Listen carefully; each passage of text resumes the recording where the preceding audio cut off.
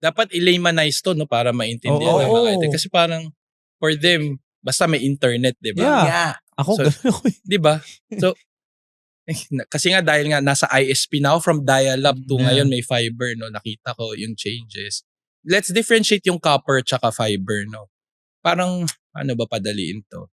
Think of it like, internet is like a road or a highway. Parang internet highway or information highway. Yan ang metaphor natin. highway.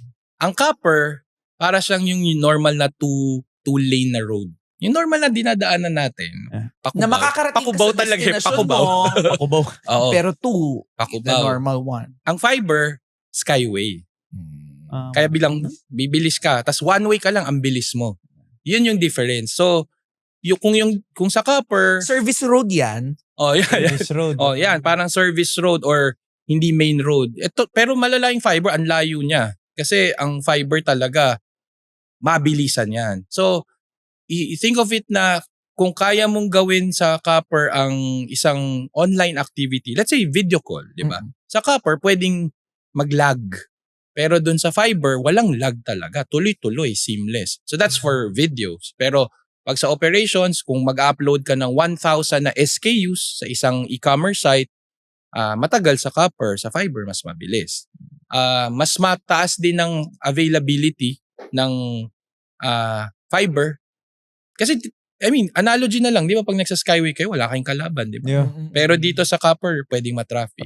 So, bakit ba magkaiba? Kasi yung mismong technology, yung copper wire, as in copper talaga siya, yung fiber wire, at ang ninipis yun. Ang ninipis nun, kaya ang bilis mag-travel ng data. Yan. Sana na-simplify ko na hindi pa rin. Ako naintindihan ko. Ay naman. Na-traffic ako eh.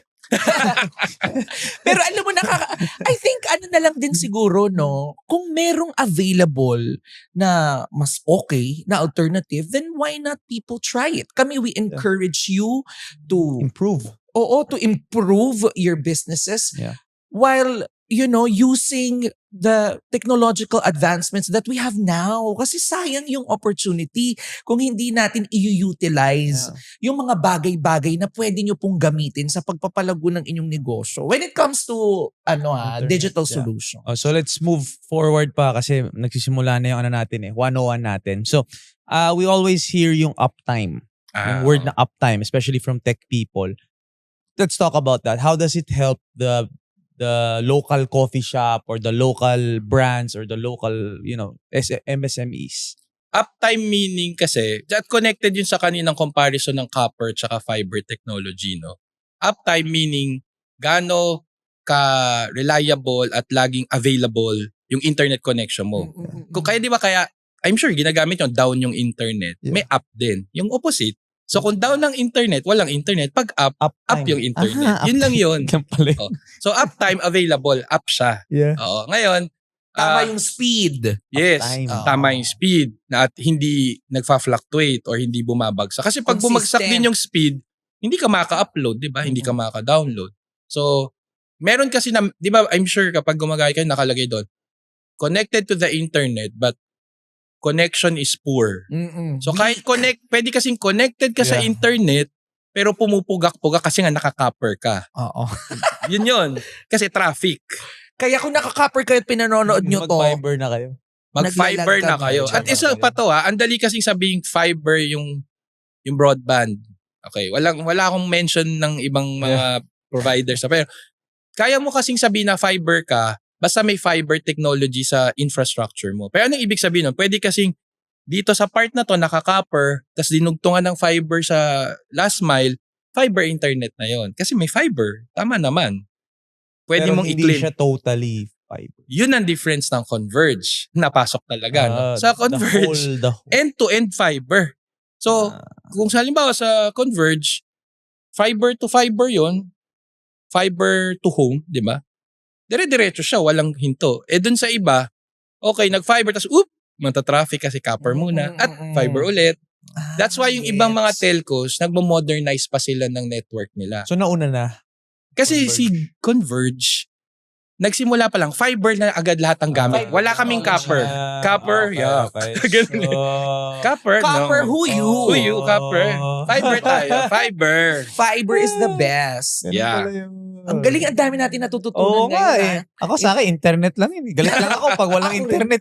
Galit lang ako pag walang internet. Yeah. Ayaw nating galit yung tulad mo. Oh, how do you deal with that nga pala with customers like that? Kasi ako ang realization ko with internet. 29 days of a month, ganda ng internet mo. The one day na medyo nag-maintenance, di ba? Normal naman yun. Mag-maintenance naman talaga, di ba? How do you deal with that? Yung customers na parang, syempre, at the end of the day, lalo na pag ngayon, dali na magsulat-sulat. Mag-rant online din comment, di ba? Content ko.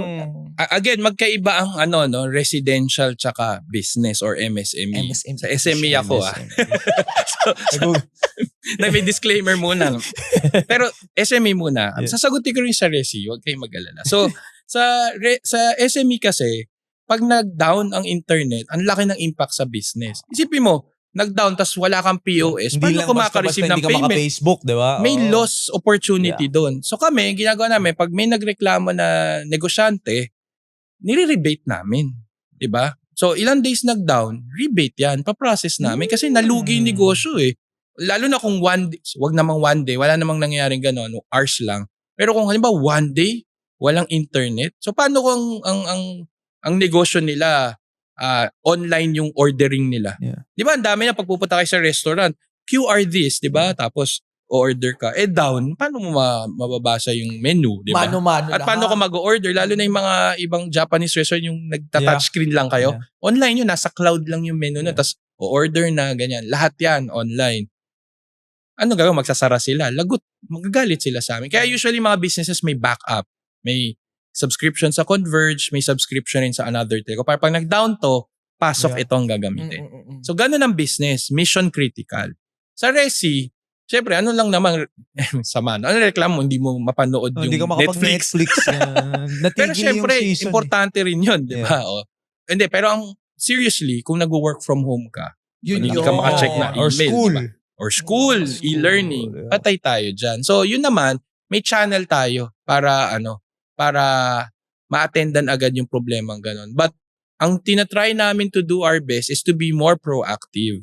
Both for residential and business na pag may downtime, alam na natin ang downtime, uptime. Pag may downtime, sasabihin, magda-down po kami dyan.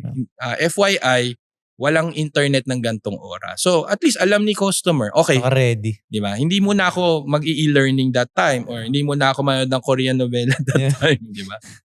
Ito pinag-uusapan na yung uptime tsaka downtime. Alam niyo po ba na merong symmetrical upload and download speeds? Importante din po yan. Traditionally kasi, people just care about, hindi ko ma-download yung ayaw mag-load. Ano bang gagawin ko dito? Bakit naman importante din po ang upload speed para sa mga negosyo? Yeah. Dati kasi, lagi ang importante yung download speed. Well, dalawa kasi yan sa DSL. Asymmetric tsaka symmetric. Pag sinabing asymmetric, hindi pareho yung speed ng download tsaka upload. Pag symmetric, pareho. So, pag sinabi natin speed, halimbawa, 10 Mbps. So, noong unang panahon talaga. Dati, Mataas download. lagi, ang importante lang yung download speed. Kasi bakit? Da-download tayo ng torrent. Sama na torrent. Torrent, MP3, or kung ano mga dina-download natin. Gusto mong mag-download ng movie, di ba? Ganun tayo dati. Tapos yung upload speed, kahit mababa, okay lang. Kasi wala naman tayong reason. Social media. Hindi pa nun. Walang So, upload. wala ka naman ina-upload. Sorry. Wala naman ina-upload sa internet. Yeah. Fast forward now, ang dami na natin ina-upload. Facebook pa lang, mag-upload tayo ng album, di ba? Ang lala, or video. Ganon din sa negosyo. Mag-upload ka ng customer data, payment transactions, or i-upload mo yung bagong inventory, di ba? Or yung upload mo yung financials mo, or magbabank transaction. May ina-upload ka papunta sa internet. So, importante ngayon na pantay na yung speed. Noong dati nagiging mura yung internet connectivity kasi mas mahal kasi kung pantay Halimbawa, 10 Mbps yung download speed tapos 1 Mbps lang yung upload. Kaya napansin nyo dati, pag nag-upload kayo sa Friendster or sa Facebook, ang bagal. Medyo mas mabagal. Pero pag nagda-download tapos agad yung MP3, di ba? Pero pareho lang naman 4 MB yung file. Ngayon, dahil pantay na, whether nag-upload ka or download, it's the same waiting time at saka speed rin. And sa Converge ganyan, symmetrical Yes. ang download and upload. Yes, speed. kasi for us now, both transactions are equally important. Ang mag-upload ng data or information sa internet at mag-download. May natutunan ka bang bagong diskarte? Huwag kang matakot na sumubok. Para sa mga nanay na nag-aalinlangan, para sa mga kabataang takot mag-umpisa, at sa bawat manggagawang nagpapakapagod, para sa inyo to. Kung na-inspire ka, ipaalam mo sa amin. Mag-comment, mag-like, at i-share ang episode na to sa mga kailangan din ng push ngayon. Kita-kits sa Apple Podcasts, Spotify, at YouTube. Discarding Pinoy, powered by Converge. Sama-sama tayong lalaban sa mga aral ng buhay.